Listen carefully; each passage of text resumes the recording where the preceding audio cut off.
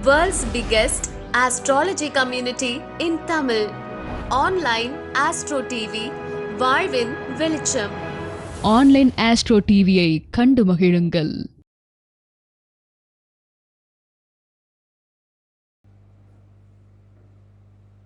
அவையில் கூடியிருக்கும் ஆன்றோர்களே, சான்றோர்களே, என்னை போன்றோர்களே மற்றும் அவை மேடையில் அமர்ந்திருக்கும் ஜோட பேராசன்களே, உங்கள் அனைவருக்கும் என் முதல் கண் வணக்கத்தை தெரிவித்துக் கொள்கிறேன்.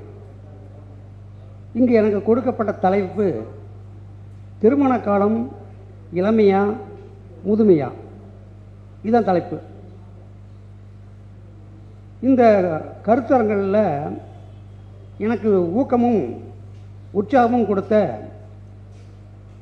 எங்கள் ஊரை சார்ந்த மதிப்புக்குரிய ஓய்வு பெற்ற தலைமை ஆசிரியர் ஸ்ரீ சௌரிராஜன் ஐயா அவர்களை இந்த நேரத்தில் நான் வணக்கத்துடன் நன்றி கூற கடமைப்பட்டிருக்கிறேன்.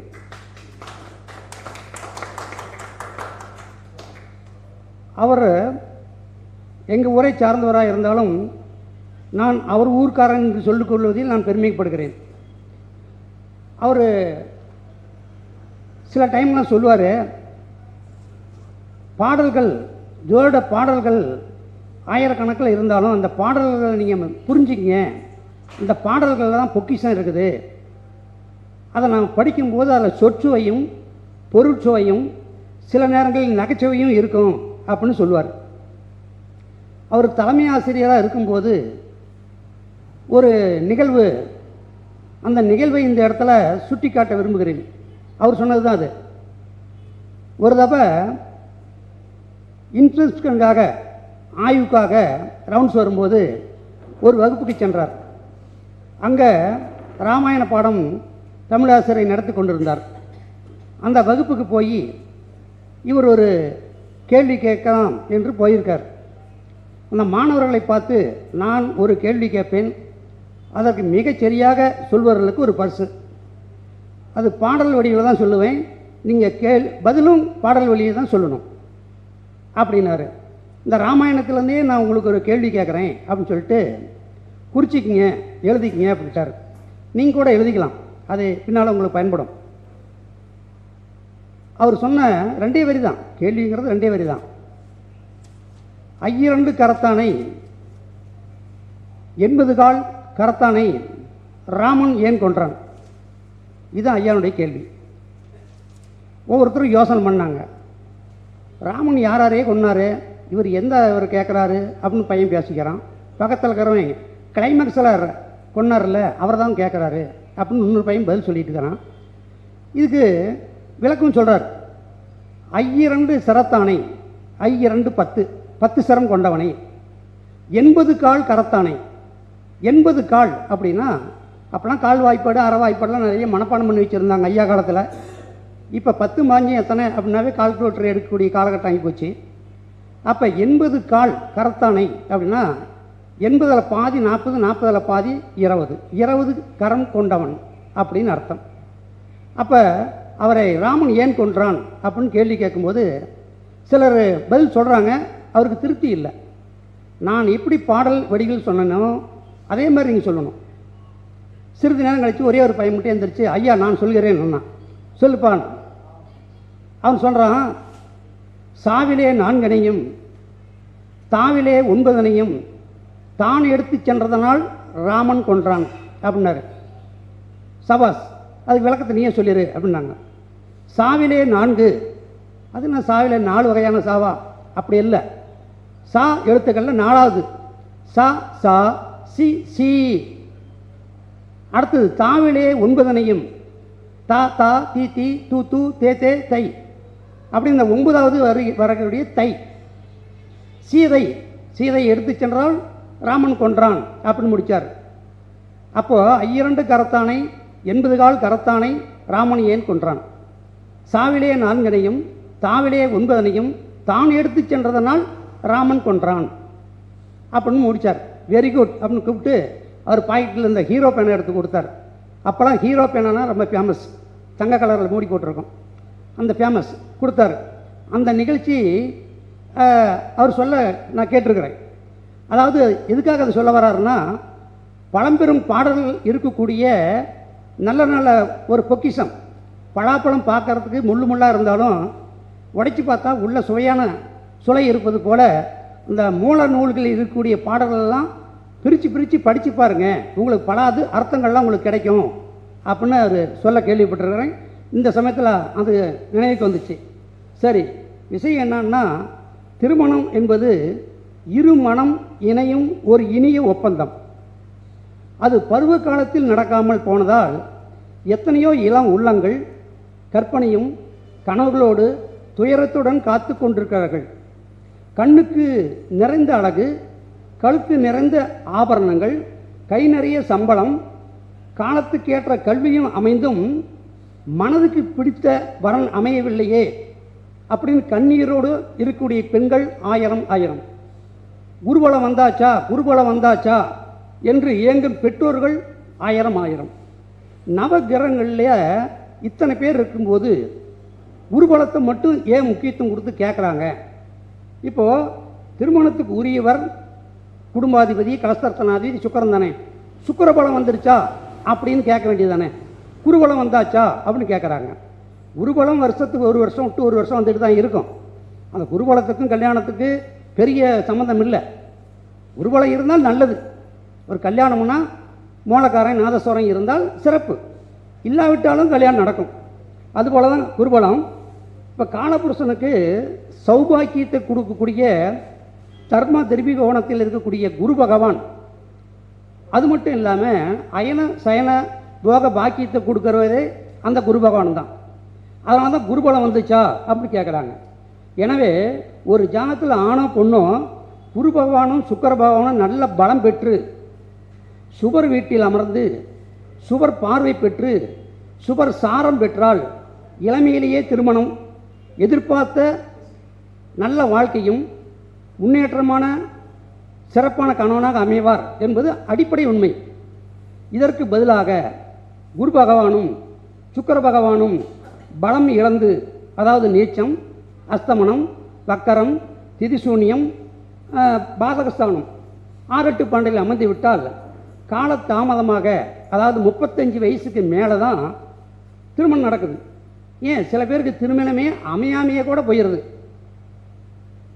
அப்படியே திருமணம் செஞ்சாலும் இல்லற வாழ்க்கை இனிமை தராமல் இனிமையை நோக்கி தனிமையில் வாழ்ந்து கொடுமையை அனுபவிப்போர் அதிகம். இளமையில் திருமணம் நடக்கும் அப்படிங்கிறது விதிமுறைகள் ஒரு 32 விதிமுறைகள் இருக்குது. திருமண தடை ஏற்பட்டு காலதாமதமாக நடக்கூடிய விதிமுறைகள் அது ஒரு 23 இருக்குது.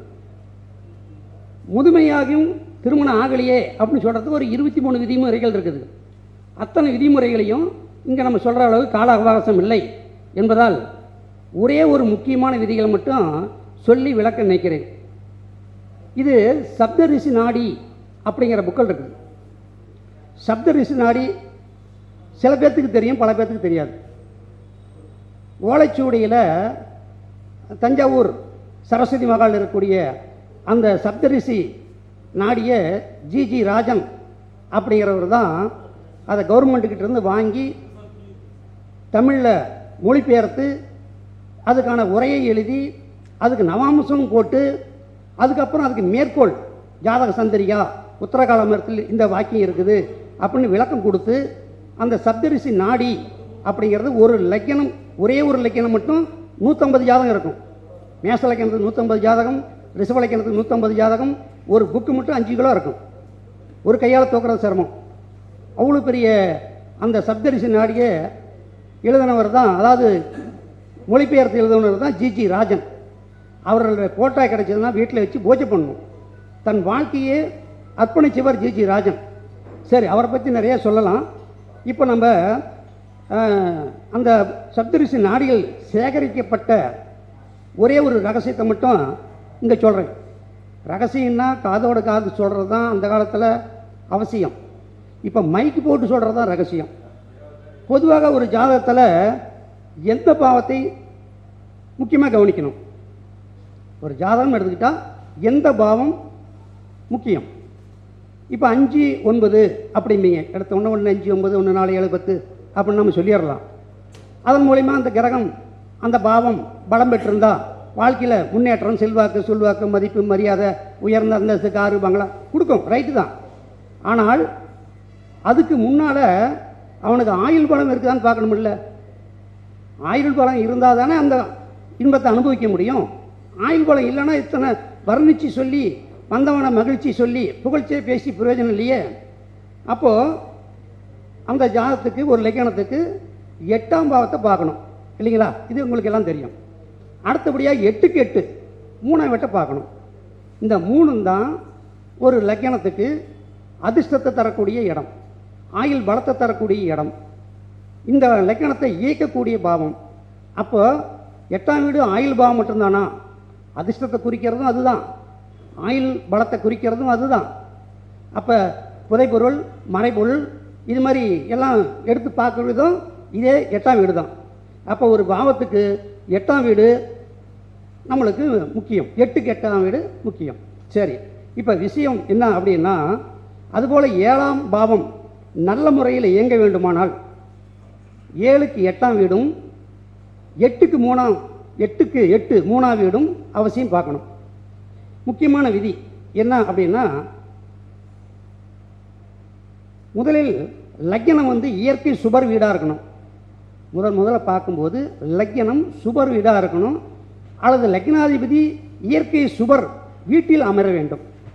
இது முதல் விதி. ரெண்டாவது, 7ஆம் அதிபதி நின்ற வீடு சுபர் வீடாக இருக்கணும். 7ஆம் அதிபதி நின்ற வீட்டிற்கு முக்கியமாக 7ஆம் அதிபதி நின்ற வீட்டுக்கு 3 8 பாபர்கள் இருக்கக்கூடாது. 7ஆம் வீட்டிற்கு இல்லை, 7ஆம் அதிபதி நின்ற வீட்டுக்கு 3 8 பார்க்கணும். இது கொஞ்சம் விசித்திரமாக தெரியும். என்னங்க 2 7 11 தான் இத்தனை வரைக்கும் பார்த்துட்டே வந்தோம், இது வித்தியாசமாக 3 8 கொண்டு வரீங்களே அப்படிம்பீங்க. இது கொஞ்சம் வித்தியாசமாக சொல்கிறது தான் ரகசியம். அப்போது நீங்கள் உங்களுடைய ஜாதகம், காலம் கடந்த திருமணம், இளமையில் திருமணம், இதெல்லாம் எடுத்து பாருங்கள். இந்த விதி கரெக்டாக பொருந்தும். முதலில் கேட்கும்போது ஒரு தயக்கம் இருக்கும், கேட்டு முடித்தாதான் உங்களுக்கு மகிழ்ச்சியை கொடுக்கும். அப்போ 7ஆம் அதிபதின்ற வீடு பாபர் வீடாகி அதில் பாதகாதிபதியோடு இன்னும் திதி சுனியத்தோட தொடர்பு ஏற்பட்டால் காலதாமதம் ஆகும், திருமணம் லேட் ஆகும். குரு சுக்கிரன் ராகு கேது தொடர்பு ஏற்பட திருமணம் ஆவறதே கஷ்டம். ஆக 7ஆம் அதிபதி நின்ற வீடு, அதுக்கு 3ஆம் வீடு, 8ஆம் வீடு, இந்த 3 பாயிண்ட் அவ்வளோதான். வேறு ஒன்றும் இதில் குழப்பமாக இருக்கக்கூடிய சமாச்சாரம் ஒன்றும் இல்லை. அதற்கு உதாரணமாக உங்களுக்கு ஒன்று சொல்கிறேன், குறிச்சிக்கங்க. இது பின்னால் உங்களுக்கு ஆய்வுக்கு பயன்படும். ஒரு ஜாதகம், பெண்ணோட ஜாதகம், 9/12/1990, 9/12/1990, ஞாயிற்றுக்கிழமை 5:43 மாலை PM. இதனுடைய லக்னம் ரிஷப லக்னம். ரிஷபத்தில் செவ்வாய், 3ஆம் இடத்துல கடகத்தில் குரு கேது, 4ஆம் இடத்துல சந்திரன், 7ல் சூரியன், 8ல் புதன் சுக்கிரன் சனி, 7ல் சூரியன், 8ஆம் இடத்துல புதன் சுக்கிரன் சனி, 9ல் ராகு. இவ்வளோதான். நம்ம சாரத்துக்கு போகலை, நவாம்சத்துக்கு போகலை. ராசி கட்டம் மட்டும்தான் சப்தரிசி நாடியில் கொடுக்கப்பட்டிருக்கிறது. அந்த ஒரு கட்டத்தை வச்சு தான் அந்த சப்தரிசி நாடியில் அவனுடைய வரலாறு எல்லாம் சொல்லப்பட்டிருக்குது. உங்களுக்கு கிடைச்ச அந்த புக்கு வாங்கி படித்து பாருங்கள். இப்போ இவ்வளோ தான் ராசி கட்டத்தில் இருக்கக்கூடிய கிரகம். இப்போது இந்த ஜாதகத்துக்கு திருமணம் ஆன தேதி 23/12/2003, 23/12/2003. அதாவது இந்த பொண்ணுக்கு 13 வயசு முடிஞ்சு 14ஆவது நாளில் கல்யாணம். 14 வயசு பிறந்தாச்சு, 14 வயசு பிறந்து 2ஆவது வாரத்தில் கல்யாணம். அப்போ இந்த ஜாதகத்துக்கு எப்படி இந்த இளமையில் கல்யாணம் ஆச்சு? அந்த காலத்து பொண்ணு இல்லை, இந்த காலத்து பொண்ணு தானே. எப்படி கல்யாணம் ஆச்சு? விதிமுறை ஒரே ஒரு விதி தான் உங்களுக்கு சொல்லியிருக்கிறேன். 7ஆம் அதிபதி நின்ற வீட்டுக்கு, 7ஆம் அதிபதி செவ்வாய், லக்கணத்தில் சுபர் வீடு இருக்குது. 7ஆம் அதிபதி சுபர் வீடு. இயற்கை சுபர் வீடு அப்படின்னு சொல்லக்கூடிய இடம் உங்களுக்கு தெரியும். மிதுனம், கடகம், கன்னி, துலா, ரிஷிபம், தனுசு, மீனம், இதெல்லாம் இயற்கை சுபர் வீடு. இப்போ சுபர் வீட்டில் 7ஆம் அதிபதி உட்காந்துருச்சு. அப்போ அந்த 7ஆம் அதிபதி நின்ற வீட்டுக்கு 3ஆம் வீட்டில் குரு, 7ஆம் அதிபதி நின்ற வீட்டுக்கு 8ஆம் வீட்டில் புதன், சுக்கிரன். சுபர்கள் சுபர் வீட்டில் உட்காந்துருச்சிங்களா? கடகம் சுபர் வீடு, தனுசும் சுபர் வீடு. அப்போ இந்த ஜாதத்துக்கு இல்வாழ்க்கை இளமையிலேயே அமைக்கப்பட்டது. இந்த விதி இதுக்கு பொருந்தது அப்படின்னு சொல்ல வரேன் நான். இந்த ஜாதத்துக்கு மட்டும் இல்லை, நீ எந்த ஜாதத்துக்கு வேணால் எடுத்துங்க, இப்போ சொல்லக்கூடிய விதி கட்டாயம் பொருந்தும்.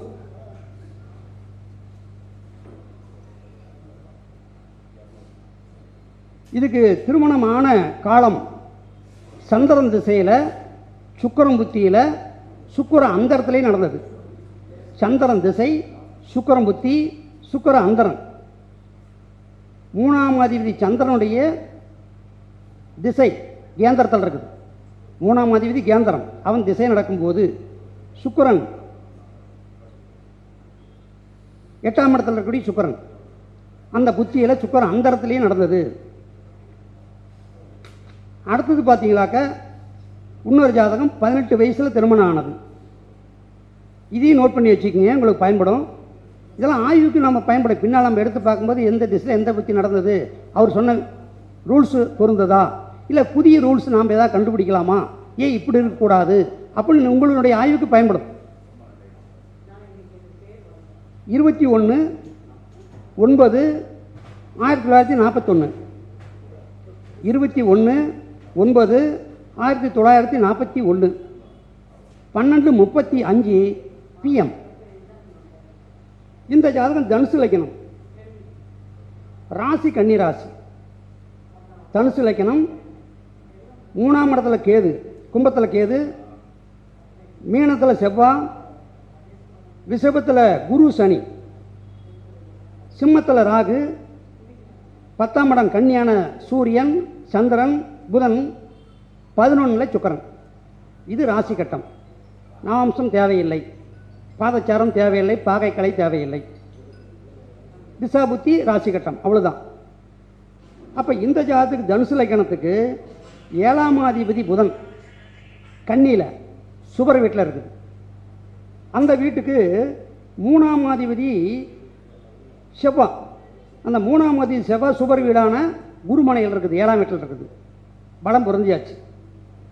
அப்போ 7ஆம் அதிபதி நின்ற வீட்டுக்கு 8ஆம் அதிபதியும் செவ்வாய், 3, 8 கூடையும் 2 பேருமே செவ்வாய் வாங்கி மீனத்தில் குருமனையில் உட்கார. லக்கணத்திலேயே சந்திரன் புதன் சுபகரகம் இருக்க, குரு பார்வை பெற, இளமையில் திருமணம். இந்த பொண்ணுக்கு செவ்வாய் திசையில் சுக்கிரன் புத்தியுடைய கடைசி வீட்டில் கல்யாணம் ஆச்சு. செவ்வாய் திசையில் சுக்கிரன் புத்தி 27/6/1950 கல்யாணம் ஆச்சு. 18 வருஷம் பிறந்தப்புறம். இப்போ அடுத்தது 37 வயசில் கல்யாணம் ஆன ஒரு ஜாதகம். 4/7/1986. இந்த 83, 84, 85, 86 இந்த 4 வருடங்களில் பிறக்கக்கூடியவர்களுக்கெல்லாம் சீக்கிரம் கல்யாணம் ஆகிறதில்ல. அது மாதிரியான ஜாதகத்தை நம்ம நிறைய பார்த்துருப்போம். ஏன் அவன் பார்த்தீங்களாக்க, காலபுருஷ லக்கணத்துக்கு 7ஆம் இடத்துல சனி, கேது, விருச்சிகத்தில் சனி சஞ்சாரம் பண்ணிகிட்டு இருக்கோம். அப்போ 83, 84, 85, 86 காலபுருஷ லக்கணத்துக்கு 7, 8 கெட்டு போயிருக்கும் அந்த வயசு வருஷத்தெல்லாம். அதில் சீக்கிரமாக கல்யாணம் ஆகாது. அப்படியே சீக்கிரம் கல்யாணம் ஆனாலும் பிரச்சனை, பிளவு, பிரிவு 100க்கு ஒரு 5% நல்லா வாழ்வாங்க. சரி, இந்த ஜாதகம் 4/7/86 வெள்ளிக்கிழமை 9:35 AM ரோகிணி நட்சத்திரம் 2ஆம் மாதம். இதனுடைய லக்கணம் சிம்ம லக்கணம். 3ஆம் இடத்துல கேது, 4ஆம் இடத்துல சனி, 5ல் செவ்வாய், 7ல் கும்பத்தில் குரு, 9ல் ராகு, 10ல் சந்திரன் உச்சம், 11ல் சூரியன், 12ல் புதன் சுக்கிரன். இது ராசி கட்டம். இப்போ இந்த ஜாதகத்துக்கு 7ஆம் அதிபதி சனி நின்ற வீட்டுக்கு 3ஆம் வீட்டில் யாரும் இல்லை. 7ஆம் அதிபதி சனி நின்ற வீட்டுக்கு 3ல் யாரும் இல்லை. 8ல் சூரியன் மட்டும் இருக்குது. சூரியன் பாபகரகம், அதை தனுசுலேருந்து செவ்வாய் பார்க்குது. அப்போ 3, 8 அப்படின்னு சொல்லக்கூடிய இடமானது பாதிக்கப்படுது. அப்போ இந்த ஜாதத்துக்கு வயசு அது இன்னைக்கு 35ஆவது வருஷத்தில் தான் கல்யாணம் ஆச்சு. 25/3/2021 தான் கல்யாணம் ஆச்சு. 25/3/2021 திருமணம் நடந்தது. எப்படி திருமணம் நடந்ததுன்னா, கணவனை இழந்த ஒரு கைம்பெண்ணை கரம் பிடித்தார். அந்த பொண்ணுக்கு ஏற்கனவே கல்யாணம் ஆகி போச்சு. அந்த பொண்ணுக்கு ஒரு குழந்தை இருக்குது. அந்த குழந்தைக்கு கூட 7 வயசு. அந்த 7 வயசு நடக்கும்போது அந்த பொண்ணுடைய கணவன் ஒரு விபத்தில் இறந்துட்டார். அந்த பொண்ணை விரும்பி கல்யாணம் பண்ணிட்டார், காதலிச்சு கல்யாணம் பண்ணிட்டார். ஏன் இது நடந்தது? அப்போ 35 வயசும் தேடி தேடி கிடைக்காம கடைசியாக இந்த பொண்ணு கிடைச்சப்புறம் விரும்பி கல்யாணம் பண்ணிக்கிட்டார். இவருக்கு படிப்பு 5வது தான். ஒரு கோயிலில் பூசாரியாக இருக்கிறாரு. லோக்கலில் இருக்கக்கூடிய இடத்துல தறிப்பட்டறையில் வேலையில் இருக்கார். ஓய்வு நேரத்தில் இந்த வேலையும் செஞ்சிட்ருக்கார். இவனுக்கு ஏன் இப்படி நடந்தது அப்படின்னு நம்ம சிந்திச்சு பார்க்கணும். இப்போ அந்த 7ஆம் அதிபதி நின்ற வீட்டுக்கு 3, 8 பாபகிரகத்தினுடைய பார்வை, பாபகிரகத்தினுடைய அமைப்பு. அந்த 3ஆம் அதிபதி அப்படின்னு சொல்லக்கூடிய சனி அசுபர் வீடான விருச்சகத்தில் இருக்குது. அந்த 3ஆம் அதிபதி 8ஆம் அதிபதி புதனும் இந்த ஜாதகம் கடகத்தில் இருக்குது. அப்போ இந்த ஜாதகத்துக்கு 35ஆவது வயசில் கல்யாணம் ஆச்சு. 25/3/2021 திருமணம் நடந்தது. அடுத்தது 37ஆவது வயசில் கல்யாணம் ஆச்சு. 20/10/81 20/10/1981 செவ்வாய்க்கிழமை 10:30 PM, இரவு 10:30, பூசம் 3ஆம் பாதம். லக்னம் மிதுன லக்னம். 2ஆம் இடத்துல சந்திரன் ராகு, 3ல் செவ்வாய், 4ல் புதன் குரு சனி, 5ல் சூரியன், 6ல் சுக்கிரன், 8ல் கேது. இதான் ராசி கட்டம்.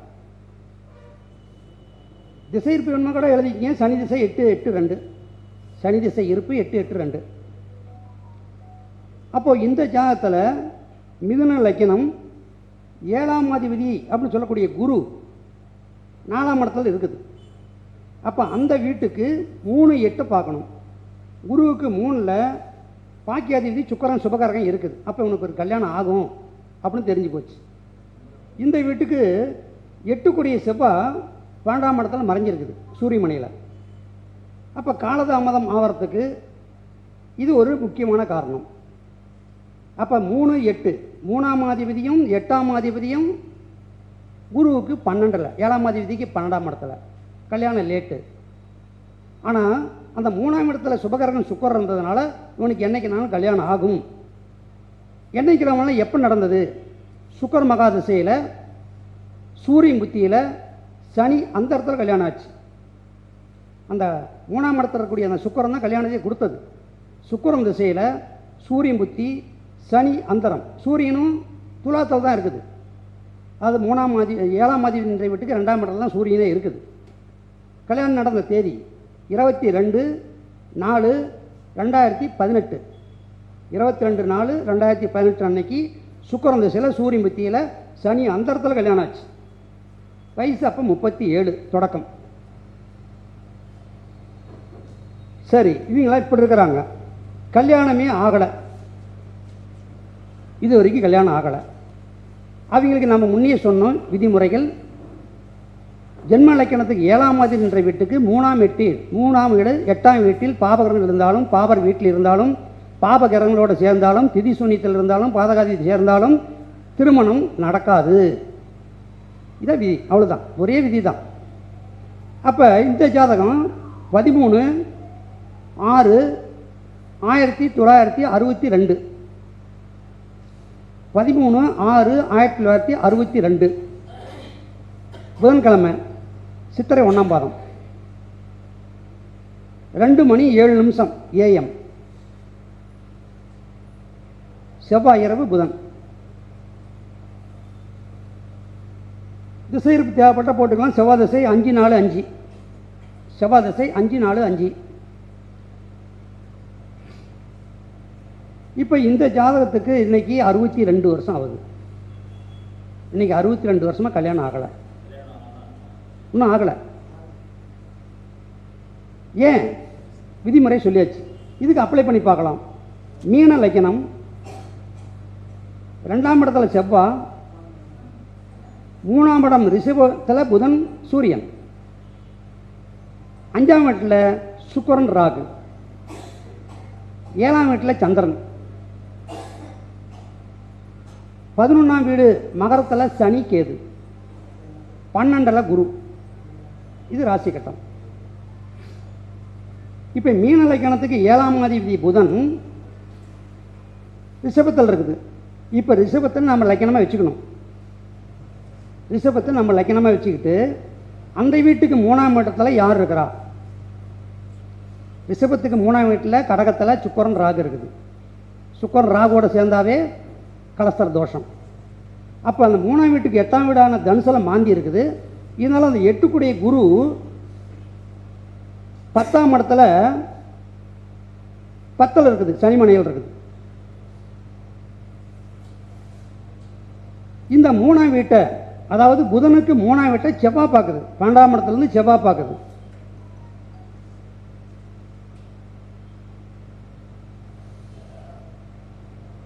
எட்டுக்குடைய குரு நின்ற வீட்டு அதிபதி பாதகத்தில் உட்காந்துருக்குது கேதுவோடு சேர்ந்து.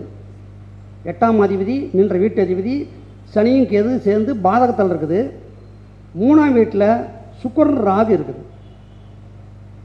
அப்போ இவருக்கு இன்னும் திருமணம் ஆகவில்லை. இதுமாதிரி ஜாதகம், உதாரண ஜாதகம் நிறைய இருக்குது. ஆனால் நேரம் இல்லாதனால தான் கம்மியாக உதாரணத்துக்கு 2 ஜாதகம் கொண்டு வந்திருக்கிறேன். இறுதியாக நிறைவாக 27/7/1975, 27/7/1975 ஞாயிற்றுக்கிழமை, புரட்டாதி 1ஆம் பாதம். குரு திசை இருப்பு 13 வருஷம் 4 மாதம் 4 நாள், 13/4/4. இவருக்கு லக்னமானது கடக லக்னம். லக்னத்தில் சூரியன், புதன், சனி. 2ஆம் வீடு சிம்மத்தில் சுக்கிரன், 5ல் ராகு, 8ல் சந்திரன், கும்பத்தில் சந்திரன், 10ஆம் வீட்டில் செவ்வாய் குரு, 11ல் கேது. இது ராசி கட்டம். இந்த லக்னமான கடக லக்னத்துக்கு 7ஆம் அதிபதி சனி லக்னத்திலே இருக்குது. அப்போ அந்த வீட்டையே நம்ம லக்னமாக எடுத்து 3ஆம் அதிபதி புதன் சனி சூரியனோட சேர்ந்துருக்குது லக்னத்திலேயே. 8ஆம் அதிபதினு சொல்லக்கூடிய சனியும் சூரியன் புதன் சனி லக்னத்திலேயே இருக்குது. அப்போ 3 8 கெட்டு போச்சு. அந்த 8ஆம் வீடுன்னு சொல்லக்கூடிய வீடு திதி சூன்யம். ஏன்னா அவர் சதுர்த்தியில் பிறந்தவர். கும்பம் கடகம் இந்த ஜாதகம் சதுர்த்தி, திதி சூன்யாகிறது. லக்னமும் திதி சூன்யம், அதாவது ரிஷபமும் திதி சூன்யம், கும்பமும் திதி சூன்யம். அப்போ திதி சூன்யத்தில் மாட்டினாலும் பாபகரத்தோடு சேர்ந்தாலும் திருமணம் ஆகிறது கடினம்.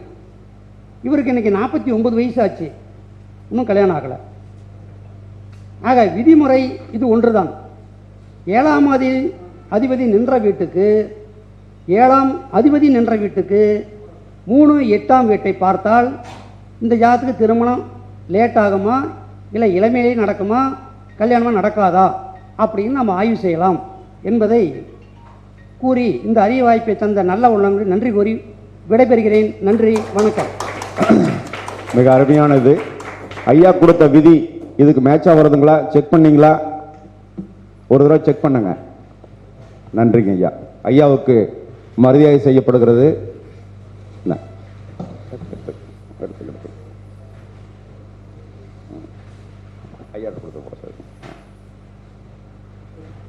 கேவிபி மேனேஜர் ராகவேந்தர் ஐயா மரியாதை செலுத்துகிறார்.